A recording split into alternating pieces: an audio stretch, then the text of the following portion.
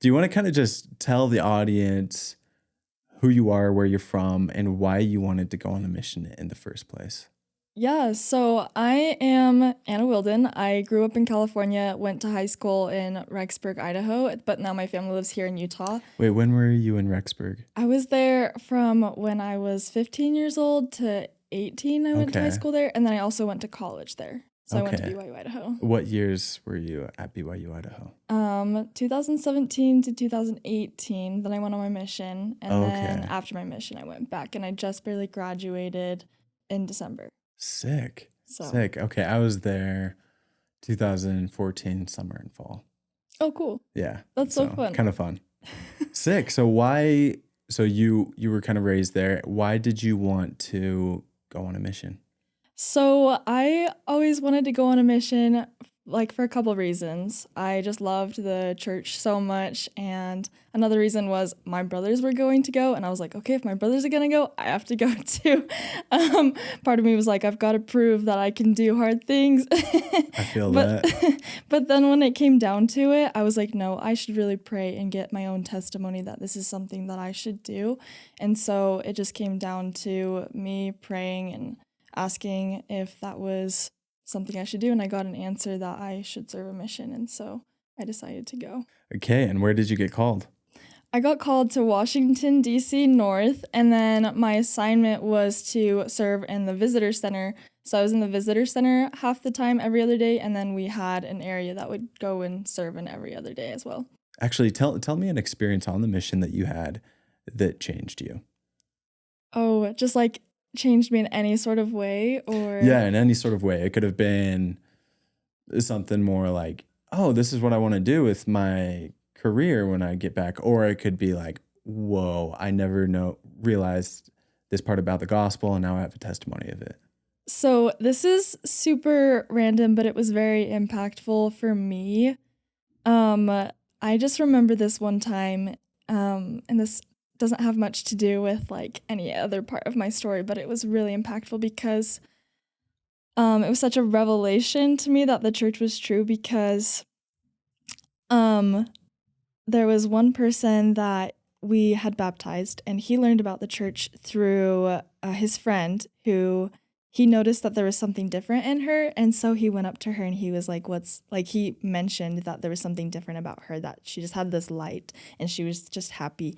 And she was like, honestly, you should read the Book of Mormon. He read it, got a testimony. It really helped him with a lot of different things, and he would carry it around with him and read it, and he even brought it to like his baseball team or whatever, and they started making fun of him. No way. Just because he loved it so much. Yeah. He's like, guys, this is so addicting. It's more addicting than crack. Like, this is so good. You have to read it. And they would like make fun of him, and he's like, they just don't know. They just don't know. Get it. They just don't get it. It was the coolest thing. And then after that, he had a roommate, I think, or a friend who like was so curious about the Book of Mormon at this point, because he's like, why does he keep carrying it around? Like, why does he have such a strong testimony? Like, why does he keep reading it, right? And why does he keep talking about it? And why does he say that the spirit is like more addictive than like crack? Like, what is this guy up to? He's like, what? No, there's no way. There's no way. And so he ended up so his friend came to a lesson, and the lesson was on the restoration, because we were reteaching the lessons from the beginning. Oh, yeah. And so it was really cool because we were going through all the different like basic principles of how the gospel was restored, and like how we need to ask a question and receive an answer, and God will answer us. And it was so cool because his friend like would ask a question, and he was so engaged, and it was like he would ask the perfect question that would lead into write what we were about to say. And so then he asked this question, and it was crazy because it led perfectly into the first vision. And I remember when we said the first vision, how powerful the Spirit was in the room. And like, I look back at this memory, and I'm so glad that I have it, because when things are hard, I remember that the Spirit will answer our questions. Because when we when that spirit was so strong, he literally got up out of his chair, and he was a Christian, but he got out of his chair and he expressed that he'd never felt that before, and that feeling was so strong to him. And he was literally like mind blown. Like the fact that he got out of his chair, he's like, guys, I can't, like, this just is so weird. He's just like pacing back and forth. He's like, Yeah. what just happened to me? He was freaking out. And then after that, like, we were just so excited that he had felt the spirit so strong. We went, and there was another baptism that day, and he came with us to the baptism. And during the baptism, I look back and he's sitting behind me, and his eyes are just like huge, and he's like, I'm feeling it again. I'm feeling the spirit. That is so funny. It was crazy. And then after that, we had like a little like snack after the baptism, and he was literally talking to all the different members and asking them, like, have you felt the spirit before? What is it like for you? What does it feel like? And so it was really cool because now these members were able to have a conversation with him about how they felt the spirit before, and it was just like the most cool experience ever. I loved it. That is so cool. I love that, especially when they're not used to that feeling. I remember teaching people in Scotland, and they're more atheist. And when we would teach them and like the spirit was just right, they'd be like, what is going on? Like, you told me I'd feel this and now I'm feeling it. This is nuts. It's such a cool experience as a missionary to experience that, when you're just like, you're sharing the truth. You have a testimony of it, but suddenly the spirit comes and backs you up with what you're saying. And you're like, whoa. That's, man, there's nothing cooler. It's addictive. It is. It's better than crack. Okay, so you were out on your mission till 2019, you said? 2020, I got back. 2020. In February. Ooh, so 2 weeks before the whole shutdown and everything. Dang, you're like, I am so glad I got back when I did. I was so grateful. Yeah, but then you got back to a complete shutdown. Yeah. Which you were probably expecting to come home, be greeted by tons of friends, go out, start living your life, hit the road running. Yeah. But that didn't happen. What was some of the expectations you had for coming home, and what was the reality? So I remember I had a companion who was worried about COVID, and she had a family. Her family was in California, where I think that was the main spot where it was kind of like starting in the United States. So she kept on like looking up on Facebook because we couldn't search on the internet. We were like, you can't like look up on Facebook, but she would like search for the news on Facebook to see like what was happening. And we were like, don't worry about it. Like, with our modern like technology and everything that we have, it's going to go in a couple weeks. Like, there's no, like, it's not a big deal. Yeah. And so I expected that it would go away, or that the shutdown would be really short. But it was crazy how when I got home, I even had plans to go to Europe. Like, I got a passport while I was on my mission. I was planning on going to like live in London with a cousin and his family, and we were going to go travel in a bunch of different places. And so I was super stoked about it. But then, everything shut down. And so it was such a bummer because I was expecting to go out and do a bunch of fun things and finally live again. But then it was like, all right. It's like, no, you're staying home. Yeah. What a bummer. Did you have to cancel all the flights? Yeah. So Did you get your money back? I don't remember. Yes, I think we did make flights, and then we did cancel them, and we did get our money back. I'm pretty sure, but I can't remember. I just remember like the whole plan was just shut down, and I was like so bummed about it. So you're at home. I guess I kind of mentioned it in the intro, and I'm guessing this kind of leads into it. This affected you pretty majorly in terms of depression. Is that right? So actually, this wasn't the part that made everything. COVID, in a way, was a blessing because it gave me an excuse to not have so much pressure on myself to achieve so much. Like, all of a sudden, everybody else was kind of just living in a slower pace. Yeah. That it was almost like a good way for me to just be okay with where I was at in a way. So where my depression really was rough was during my mission. Mm. And that's where because before my mission, I struggled with an eating disorder, and like I never got any help for it, but I kind of just like watched some YouTube videos, decided I wouldn't starve myself again, but like intuitive eating is hard. And so I Yeah. gained a lot of weight, especially with my bad relationship with food. So during the mission, I was frustrated at that. And then I also was frustrated because at the beginning of my mission, that's where I had so many spiritual experiences. Yeah.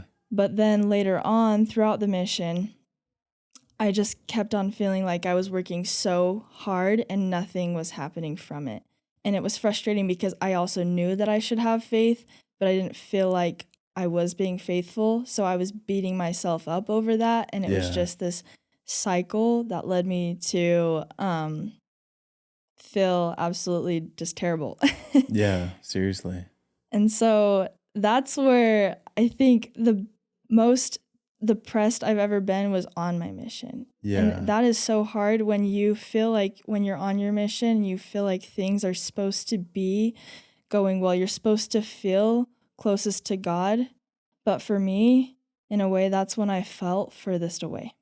Mm. And I felt furthest away because I kept telling myself that I should be happy. I kept telling myself that I should be having an amazing experience. I kept telling myself that I should be a better, more obedient missionary. But I stopped giving myself permission to feel like I was doing good enough because of these super high expectations that I had for myself that weren't being met. Yeah. Was there, because you said that in the beginning of your mission, it was better and you were happier and you had more spiritual experiences. Was there like a mindset shift that you had? Because I know you're saying that you're like saying, I should be happy. I should be feeling the spirit. Were you not saying that to yourself in the beginning of the mission? Yeah, so that's a good question. I think at the beginning of my mission, it was still really rough. I think there was a lot of hope, though, because I had the mindset of I'll improve, I'll get better. Mm-hmm. But as time went on, I compared myself to other missionaries. And the more that I compared myself, the less I was able to be authentic, feel good about myself. And then it just kind of spiraled where I kept doing that because I kept on building more expectations for myself. I'm like, I've been out this long, I should be better. I've been doing this for a while, I should be better. But because I was so anxious because of those thoughts that I was having, I feel like I kept getting worse and worse and worse the more I was out there. Even if I like practiced something and like gave myself like exposure therapy to prove to my brain, like, let's go out and do it and show our brain that we're safe. Because my thoughts were, you're not doing good enough. You're not meeting these expectations. You're not doing all the things that you should be. It literally was teaching my brain, your needs aren't being met when you're doing these things. So doing these things is actually not safe for you. Oh, dang. And so it got harder and harder, even though we kept doing it, because I started losing hope and I had more expectations for myself. That makes sense. And you're looking at the missionaries that are out for 3 months when you've been out 12, and they're not beating themselves up like that. And you're just comparing yourself to them. And you're like, oh my gosh, it's just a cycle. Oh, yeah. Dang, Huge that's rough. cycle. There was also some other missionaries who they had some of the same areas that I had too, and it was hard not to compare myself to them when they had so many more like baptisms as I did. And sometimes I was worried if like a baptism, somebody like was converted but they stopped coming to church. It really stressed me out and it felt like it was my fault. And so that really stressed me out even more. And so there was just a lot of different things that went into me thinking that I wasn't doing good enough. Those are huge stressors on the mission. And I feel like so many missionaries face those. Oh, yeah. Like, did you feel alone in those feelings when you were out there though? I felt like a lot of people also felt that way for sure. Yeah. I was And you knew other people felt that way. Oh, yeah. Okay. But you were still hard on yourself. Oh, yeah. Yeah. It's so funny how we do that. We're like, yeah, I know I'm not alone, but yeah, that's so funny. It's true. But then you went home Yeah. and COVID was a blessing. Yeah. And can you jump into that a little bit more? Explain how that was more of a blessing. Yeah. So maybe I should preface with the reason why it was a blessing was because I was able to learn things about my brain and what I was doing before that really made a shift for me. I met with a life coach who helped me see what my brain was doing, the reason it was comparing, the reason it was seeking out for like evidence to prove I was good enough or evidence to prove I wasn't good enough was to like motivate me out of fear to change, but how that fear was actually sabotaging all my efforts to become better. And so after I met with him in this 8-hour intensive session that just like was so phenomenal, it just helped me make all these connections. 8-hour session? Yeah. Dang. It was awesome. Yeah. It was so cool. We were able to go so in depth and just recognize all the different brain maps or brain programs or things that my brain was doing to try to keep me safe or try to make sure that I was improving and getting my emotional needs met, but it wasn't doing it in an effective way. He helped me go in and see how I could help my brain see those needs would be met, but doing it in a more effective way, in a more faith-based way without that fear along with it. And so after that, I was able to like help my brain see how it was safe to change my association with COVID. Yeah. Right? Because if I was in that old mindset, I would have seen COVID as something that was still happening to me. Because I had a belief in me that COVID was something that was happening to me or that things were happening to me, right? That if I wasn't good enough, then that was something that was happening to me. If I didn't succeed or if my expectations weren't met, then I wasn't good enough or that was happening to me, right? So then when I was able to learn about this, I was able to shift that perception about COVID, and all of a sudden I saw it. I helped my brain see that seeing it as a blessing for me would absolutely change my entire experience. I would have so much more fun. I would be able to like be more calm. I'd be able to be more present with my family. I'd be able to help my brain just anchor in these new belief systems at a higher level that would absolutely change everything in my life for me. Wow. Dang. So, what a mindset shift. Yeah. Dang. 360 or 180, completely different. What was one of the, I guess you kind of just said it, instead of seeing COVID as something that's just happening to you, you reframe it as a blessing in your life. Yeah. Was there anything else like a toxic thought pattern that you had while on the mission that was really hurtful that he helped you reframe into something healthy? There was so many. They're so good. I love talking about this. There was so many different just thoughts that I was having that he helped me reframe. And if there's a story that goes along with one of these where you like notice yourself like, whoa, Yeah. like 6-7 months ago when I was on my mission, it would have been completely different, but I'm handling this so much better. Yeah. So if there's a story that goes along with one of them. I have one specific one that I was thinking about before coming here, and it was specifically that I knew on my mission that God loved me and wanted me to be happy. But subconsciously, I did not believe that. Because if I subconsciously believed that, I wouldn't have beat myself up and felt like I was a failure and just felt so disappointed by God all the time.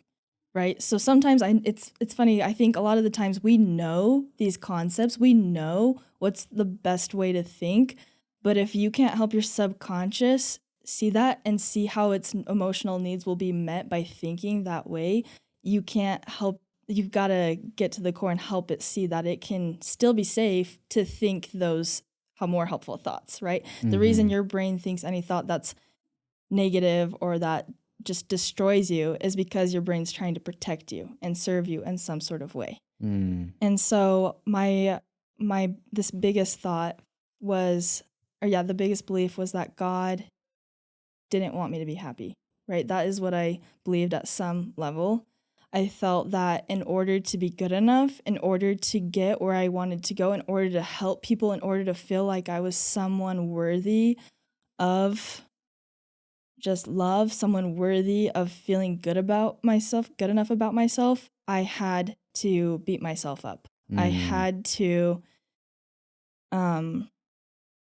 just feel completely tired all the time, right? And it's interesting because we see this too, where there's a lot of stories in the gospel that I think, are framed in a way that make us think, oh, because they suffered, that's what brought them the blessings.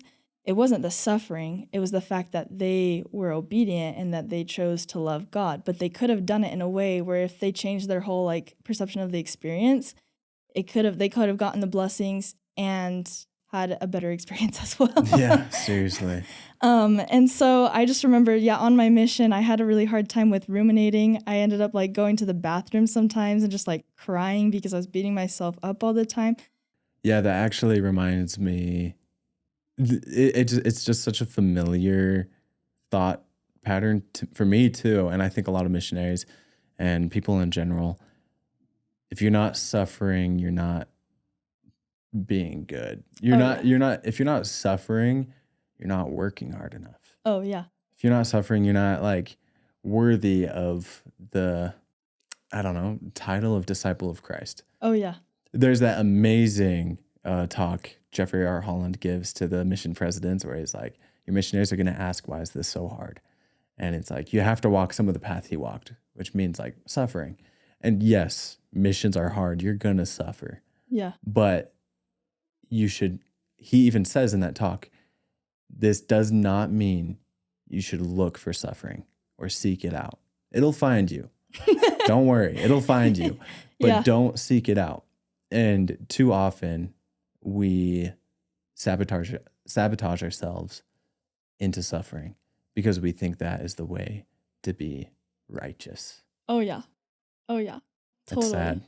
It's so sad. And you know what's interesting is the way I was able to change this belief was by recognizing how much more successful and effective I would be by not suffering. And I know that sounds like it's very oversimplified. And so it makes sense though. I get it. But yeah, talk more about it. But yeah, so basically when I was talking with my coach, his name is Lamont Wilcox and his daughter's name is Mikkel Wilcox. And they basically helped me see, okay, what I really want is to help change people and to help be a light and to help, just to feel more of God's love. But the reason I'm not doing that is because I'm focusing on all these things that I don't want. I don't want to be a failure. I don't want to not be good enough. I don't want to just feel bad about myself. Mm-hmm. And so the way that you can change that thought is help your brain see, okay, if I do think a more positive way, if I do think a thought that's more effective, how is that going to actually serve me more on a neurological level? Because your brain needs to feel that your emotional needs are being met. So that's why it's focusing on what you don't want. It wants to avoid any sort of pain or any sort of evidence that your emotional needs aren't being met. And when I say emotional needs, I mean like your brain needs to feel like it's loved. It needs to feel like you're significant. It needs to feel like you're growing. It needs to feel like you have some sort of certainty and variety in your life. If you don't feel these things, that is what significant, loved, certainty, variety. Was that it? Growth, and then there's also contribution as well. And contribution. Yeah. Interesting. And so if your brain, like the reason you avoid absolutely anything is because your brain perceives that those needs aren't going to be met. Every single thing that you're doing. And anything that makes you happy, the reason it makes you happy is because your brain sees those needs are being met. When your needs are being met, that's what creates those chemical responses in your brain. That's what gives you motivation. That's what helps you feel good about your life. It's literally perception. Your brain feels those needs are being met. That's why when you go out and serve, you feel good. It's not because you served, it's because you're perceiving that your emotional needs are being met. You're perceiving that you contributed. You're perceiving that you are experiencing connection. That's also why you can go out and serve somebody and feel absolutely terrible about your life. It's not because you're not doing good enough. It's simply because your perception was, my needs aren't being met. I had these two girls on. They have a podcast called Popping Perfectionism, and they talk about even when we do service, if it's for the wrong reasons, it can shut us off from the people we're serving. And it's so interesting because you'd think like, oh, it's a good thing that they're doing. And yeah, good still comes from it. The people still get served. But you, the one giving the service, aren't benefited. And it reminds me of that scripture that's like, those people that give a gift but do it grudgingly, it'll be counted unto them as if they retained the gift. And it's so true. When you give service but you're grudging about it, or you're self-flogging about it, being like, I have to do this in order to feel any kind of good about myself, then it won't help. Yeah. It'll put a wall between you and the person you're serving, a wall between you and God, and just give you more isolation and time to yourself to hurt yourself.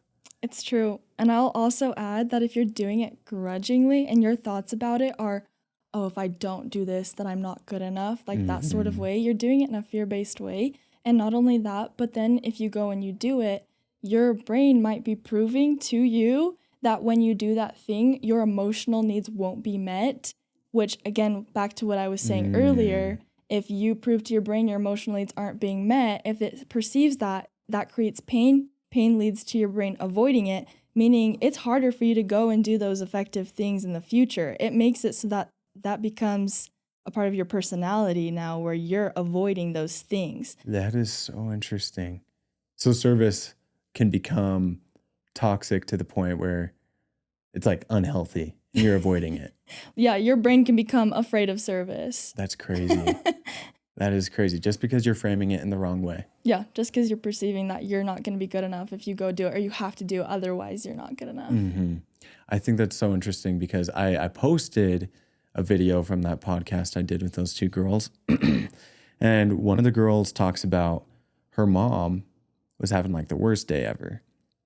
But she's like, oh, I guess I have to feed the kids. And so she fed the kids. But the girl noticed and it just snapped. It like clicked for her. She's like, she's not doing it. She's not feeding us to be a good mom right now. She's feeding us to look like a good mom right now. Yeah. And that's a real thing. And no hate to her. We all do it. Oh, yeah, 100%. Every single one of us. But I got hate for posting that. Like, not a ton, but like all these moms are like, no, you're wrong. She's just being a good, dutiful mom. And like, yeah, totally. She is being a good, dutiful mom. But that mindset that she had while doing it is keeping her from connecting with her kids. And it might, if that kind of thought process continued, lead to her resenting her kids and resenting having to make food and it could lead to extremes. Oh, yeah. Where people are like, oh, service to my family is slavery. Yeah. And I've seen that shift in the culture, which is crazy, which is really sad, where people like stop serving each other because they're like, oh, it's not healthy. I need to look after my needs, not yours. Yeah. Yeah. And I will say too, there's this thing called exposure therapy, right? Where if you're scared of something, go and do it anyway. Like if your thoughts about something are fear-based, you can go and do it anyway. But it's good to recognize the thoughts that you have after. Because if you're feeling like you go and do something and you're less motivated to do it after, it's because of the thoughts that you had. But also sometimes people can go in and do something that they don't want to do and then they feel good about it, but it's because their perception about that situation changed while they were doing it, right? And so that's what created those chemicals. So then they get rewarded for it. But yeah, it's just good to note like, okay, what was it that made it so that I'm now avoiding this thing or that I want to do it? And it all has to do with your perception was your needs were or weren't being met. Yeah. So what do you tell yourself now before like doing anything, specifically serving someone or doing anything related to the mission? Oh, that's a good question. When I serve now, I do it because I want to. I got rid of all the shoulds. I stopped shoulding on myself. I stopped telling myself, you should do this, otherwise you're not good enough. You should go serve in order to be then a good person. I told myself, oh, like I want to be an incredible person who inspires other people, who makes an impact. So I get to go do this thing where I can transform people's lives, or I get to go do this thing where like maybe nobody even notices, but I get to feel good because I get to perceive that this was an impact that I made. So I don't know if that answered your question. No, that does. It seems like the root of it is a lot more full of like gratitude. Yeah.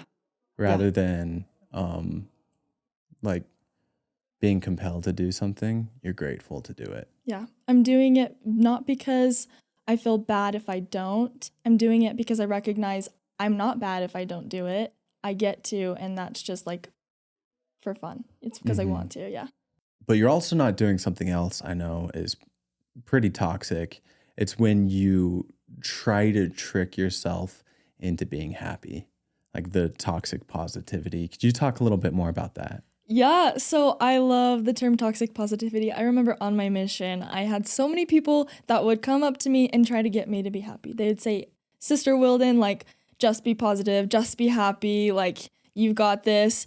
But I didn't know how to be happy. I tried so hard to stop ruminating, but I did not know how, and I just felt even worse about myself because I told myself I should be grateful. I told myself I should be happy. And because I didn't know how, I just felt even worse about myself. And so when it comes to helping people be happy, I like to make sure that they understand they're not bad if they're not happy. The reason they are feeling stressed or not stressed, stress is not even a bad thing, but the reason they're feeling overwhelmed or discouraged or all these things is simply because the brain is trying to motivate them. It's trying to help them and ensure that their emotional needs are being met. It's literally a defense mechanism. Everything your brain is doing is trying to just serve you and protect you. So there's no such thing as any bad emotion. So whenever someone's not feeling happy, I think that's actually great. Like, our life is full of a bunch of amazing, beautiful emotions, and we shouldn't, I should use the word should. I was going to say we shouldn't Shoulding on ourselves and telling yourself you should be happy, you should be grateful is not the key to become happy. In fact, that is a very unpleasant experience. And so if you want to actually enjoy life and feel happier and be authentically happier, like, I sincerely believe you can help your brain to feel more fulfilled. Maybe happy isn't the right word, like, because it doesn't encompass, like, sometimes people perceive it as you're avoiding a bunch of different emotions. I think, though, you can be in a beautiful state. You can feel fulfilled more often. You can feel like you're expanding and growing more and more often. And this is simply through helping your brain, number one, stop feeling bad for not being a certain way. And then number two, helping your brain see that being in a beautiful state will serve you so much more. Like, I think about my mission, and if I knew what I know now on my mission, being in a more beautiful state, I would have been able to go out and serve at a higher level. I would have been able to go out and be more authentic with people. I would have been able to go out and bear my testimony without feeling like God didn't actually want me to be happy. Another thing is, it's all about, like, the chemicals. Your brain loves chemicals. So, like, getting your emotional needs, that is, like, what gives your brain chemicals. So if your brain sees being in fight or flight, being in fear, like, it perceives that those things in the past have, like, helped you to be successful at one point, it's going to think that that's the same way it should keep on getting those things met. It just runs off of patterns and programs that were programmed when they were young. So if you can help your brain see, okay, this more effective way is these new programs will get your needs met at a higher level, your brain sees, oh, there's more chemicals associated with being in a higher state. Let's switch over, because your brain just wants chemicals. Interesting. So, that reminds me of an experience I had a little while ago. I made a video about anger and the role of anger, and, like, the title is Get Angry. And usually when you hear something like that, it was kind of clickbaity, but but it I was love just like clickbaity. yeah. But it was just like there's a purpose for why we get angry. A lot of it is for survival, like back in the day. We needed to get angry to protect, to fight, to do all this stuff. But nowadays, we still get angry, but it's still justified because it's drawing attention to some needs that aren't being met, something that you need to address. And the best way to not be an angry person is to address the anger. Yeah. Instead of just being like, no, no, no, no, I need to be a forgiving, loving person. It's to address the anger. Yeah. If your best friend knows you're into someone and you've been gathering up the courage, you've been talking to them, you're like, okay, I'm about to ask them out. And then your best friend swoops in and steals them. Yeah, you're going to get angry, and it's okay to. You don't have to say, oh, I have to be this forgiving, altruistic person.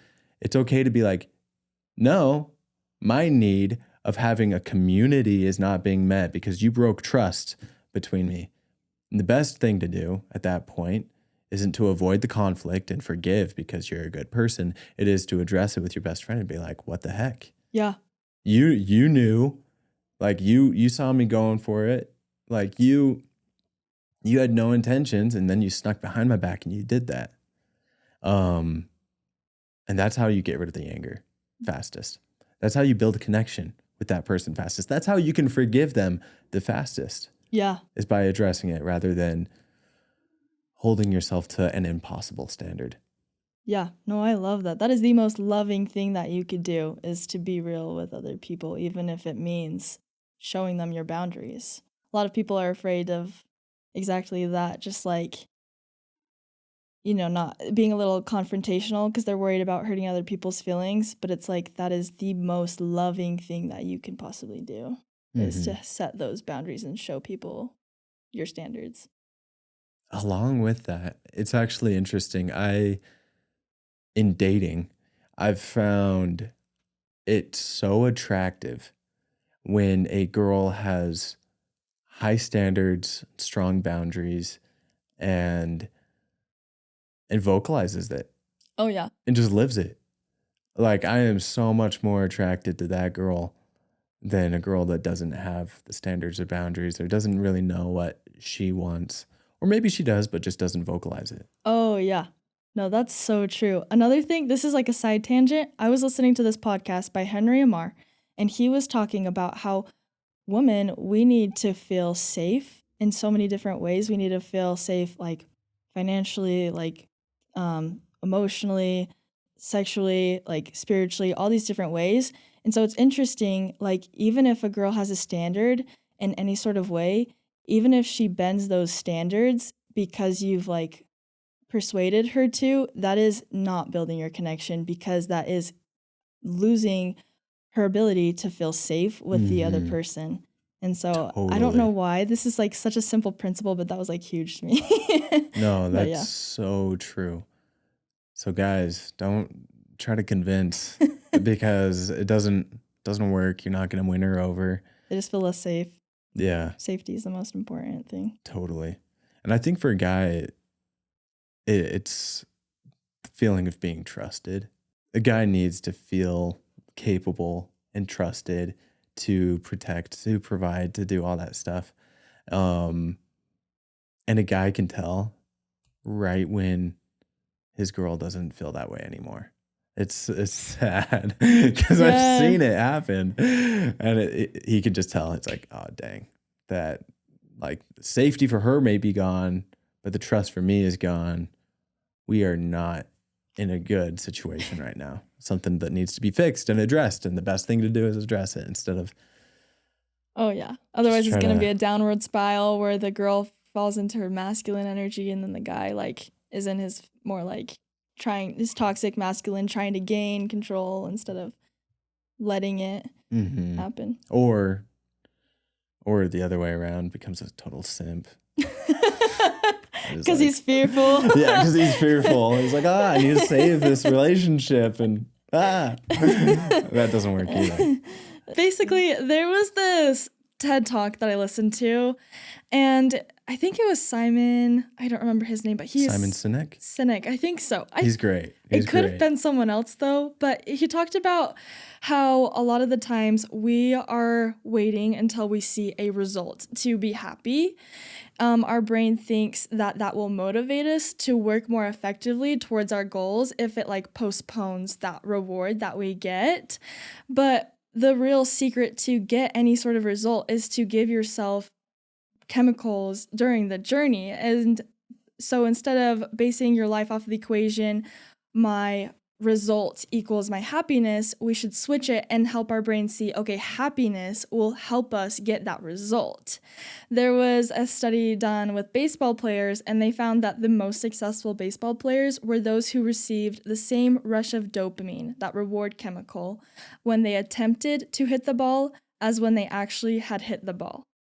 And so that's crazy. When you help your brain see that happiness and being fulfilled in the moment is ultimately what's going to help you get your goal, it's going to get what fear would have gotten you 10x. Then your brain sees, okay, this is what's going to give me more chemicals. Like fear was trying to give me chemicals. Fear was trying to help me, but doing this is going to do it way more. That's how you help it switch over. Yeah.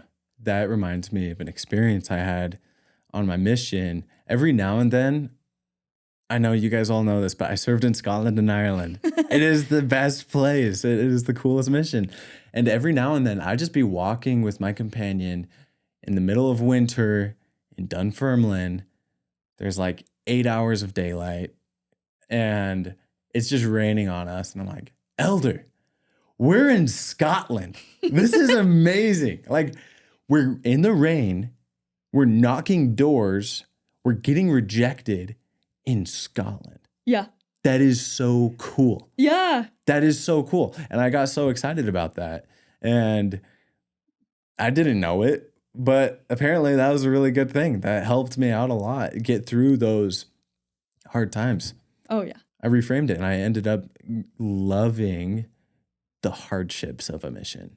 Oh, yeah. I actually legit loved that. Okay, that reminds me of this story that I heard, and it was about these people who just got back from a trip, and then their car got broken into, and they had just gotten back from a trip, so all their luggage was in the car, so they lost all of their like main prized things, including their laptops and all their things to do their work. They were really stressed about it, and then he goes, okay, fear, what is that going to do? Like, of course, it's a natural reaction that we can have to somebody. We shouldn't beat ourselves up for having it, but what is it going to do? Why are you going to be afraid, right? How is it going to serve you?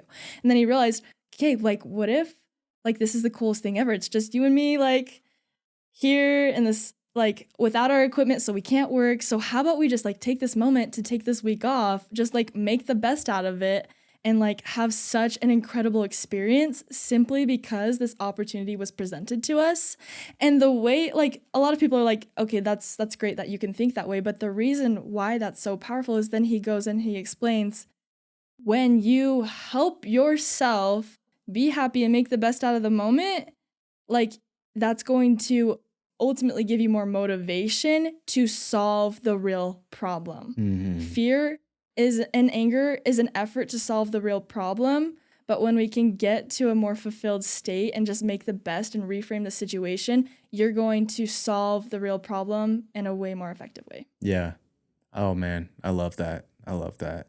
I just produced a podcast of this guy. Big sales dude. He helps companies like 10x their sales. That's so cool. And he is talking about stress and pressure and the difference between them. And I think it's different from like how the mental health world talks about it. And so I'm just going to use his language. But stress in every situation is a performance inhibitor, while pressure to the right people is a performance enhancer. Oh, cool. And so where the stress is, like, they are consumed with the problem, and it stops them from taking action. And so this couple that had all their gear lost, they could have just been stressed and freaked out and like, what are we going to do? We're going to like, what should we do? Should we go back home? I don't know what to do. And it could cause them, instead of fight or flight, it could cause them to freeze. But since they're like, you know what? This could be amazing. Oh yeah. We could live our life without these things for a whole week, see what good it can do. Who knows? It might have just prompted them. I don't know the end of the story. Is there an end to this story? I think they probably bought more stuff and got it bought replaced. the stuff back. But yeah. But it was a lot more fun to buy it probably. Yeah, it's a lot more fun to buy it. And the thing is they would have probably had to buy it either way. Yeah. But in the end, they were able to have an amazing trip, like without the distraction of technology, and they had the same outcome. Yeah. And so the same outcome isn't like they had to buy it, but yeah, really the real outcome that they had was an amazing trip that they wouldn't have had if they decided to stress about it. Oh yeah. No, 100%. I remember this one time. Sorry, I'll go on this little side tangent. But I remember this one time that I broke my laptop and I was so frustrated because I was like, ugh, I need this. And then I realized, oh, frustration is an emotion that I'm choosing to have by my perception of the situation. And so I'm perceiving that I'm losing something and that this is something happening to me. I reframed it and it was like, oh, my laptop is breaking. This is such a cool opportunity, not because we just need to like be toxic positive, but because looking at it that way, I recognized I would be able to go out and buy a laptop a lot easier because my brain wouldn't be avoiding the situation because it would be more fun. And when something's fun and you reframe it that way, you end up like, I was like on the internet searching for a new laptop and it was an enjoyable experience because I wasn't thinking about, oh, my laptop broke. And literally just that reframe, it was so simple, but it just gave me an opportunity to like have a fun time with my laptop breaking. And it didn't change the outcome, but it made it a better experience. Yeah, no, seriously. Have you seen Family Guy? No. It's so funny. I haven't like really watched full episodes, just little clips. And Peter, the main guy, he's on the golf course with his wife and he's trying to teach his wife how to golf. And he hits it in the water. And then she's going, and then he's like, you want to make it sure it goes on the fairway? She's like, so you don't want to hit it in the water? He's like, no, don't hit it in the water. And she's like, why did you? He's like, I wasn't supposed to hit it in the water. And she's like, well, why did they even put the water there? He's like, because it's fun. We're having fun. And he gets so mad and frustrated. But that's what it reminded me of. You're like, we're having fun right now. I don't know why. No, he didn't reframe it successfully, but he tried. He's like, it's okay. Oh man, that's so funny.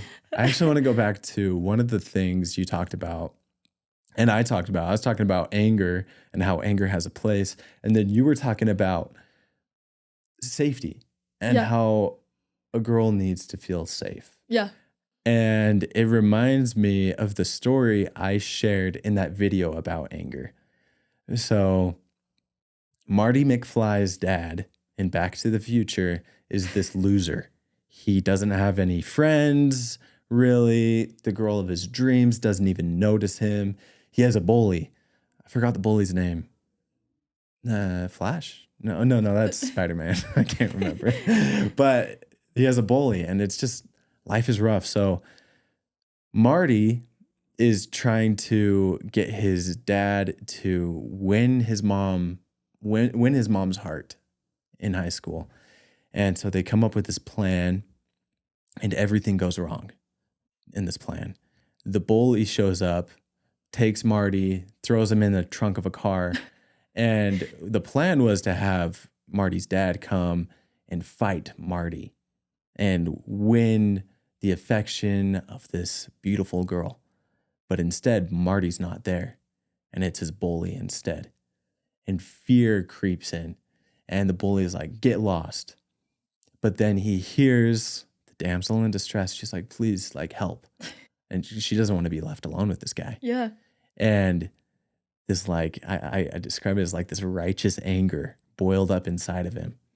And the bully gets out. He's like holding Marty's dad down. And Marty's dad is so angry. He's done with being pushed around. He's done with seeing this girl feel unsafe and unprotected. He spins around, punches his bully in the jaw. One punch, this guy's out. And the whole school goes nuts. And everyone's like, oh my gosh, like the nerd beat up the jock. And the girl is like in love with him at this point because he made her feel safe. Yeah. His anger, because he addressed it, made him feel triumphant, made him see something in himself that he never saw before. He felt triumphant. He felt great. He made the girl feel safe. He ended up getting the girl, and everything works out in the end. And it's amazing. It's an amazing story. You guys should go watch Back to the Future. But yeah, it just reminded me of that because you were talking about safety. I was talking about anger, and it just fits perfectly. Address the issues that you have. It's okay that you're feeling angry. It's okay that you're feeling unsafe. She didn't have to convince herself to feel safe around that guy. She shouldn't. It's okay if you're feeling sad. It's okay if you're feeling guilty even. Yeah. Just address those feelings. Because when you address those feelings and your needs are being met, like you're saying, the default mode is happiness. And so it's so cool. And I really appreciate you coming on and kind of teaching us more of the science behind that. It was so awesome. Thanks so much for having me. Yeah, totally.